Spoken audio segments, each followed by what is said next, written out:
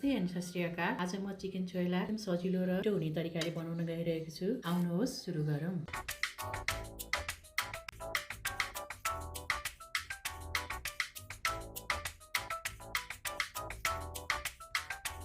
Chicken छोइलाको लागि मैले यहाँ यो मासु चिकन लिएको छु। यसलाई चाहिँ हामीले चाहिँ फल मासु लिनुपर्छ, हड्डी नभएको मासु लिनुपर्छ। यसलाई चाहिँ टाइम छ भने हामीले 1 घण्टा मेरिनेट गरेर राखिदिने, हैन भने आधा घण्टा भए पनि गर्दा हुन्छ। यसलाई चाहिँ हामीले मेरिनेट गर्ने हो। आधा चम्चा बेसार, आधा चम्चा खुर्सानीको धुलो, चम्चा जिरा धनिया पाउडर र नुन चाहिँ हजुरले स्वाद अनुसार धेरै नहाल्नु होला। आधा चम्चा नुन हालेर यसलाई हामीले राम्रोसँग मेरिनेट गरेर राखिदिने।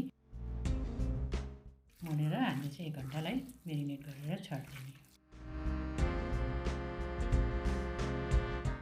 अब यसलाई हामीले ढाकेर राख्दियौँ आधा घण्टाको लागि।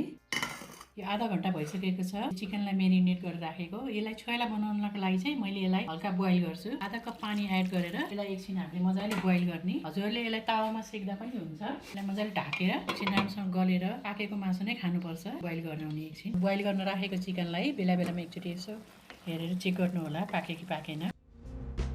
हाम्रो बोइल भइसकेको छ। यसलाई हामी एकचोटि चेक गरौँ। यो मजाले यसको पानी पनि सुकिसक्यो। यो फ्राई जस्तै भइसक्यो। अब यसलाई हामीले सेलाएर मसिनो गरेर काट्नुपर्छ।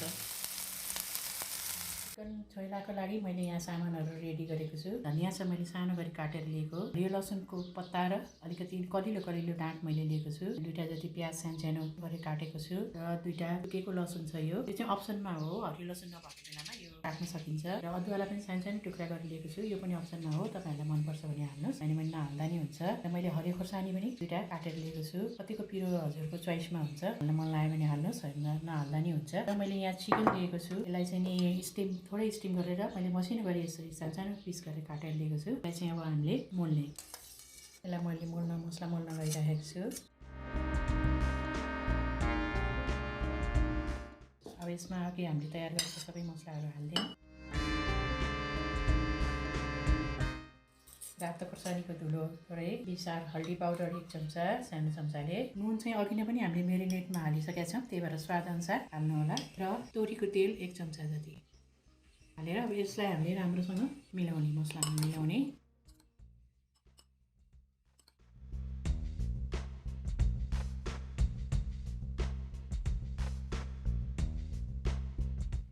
यसलाई राम्रोसँग हामीले चाहिँ मोलिसक्यौँ।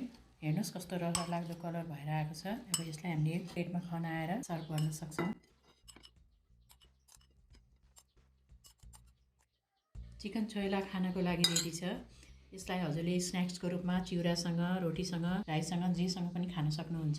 यो बच्चाहरूले पनि धेरै मन पराउँछन्। हजुरले यसमा बन्स पनि हुँदैन र हजुरले चाहिँ यसमा बच्चाहरूको लागि चाहिँ खोर्सानी चाहिँ अलिक कम राखेर गर्दा हुन्छ। मेरो भिडियो यहाँसम्म हेरिदिनु भएकोमा धेरै धेरै धन्यवाद। मेरो च्यानललाई लाइक र सब्स्क्राइब गरिदिनु होला। नमस्ते एन्ड सत श्री अकाल।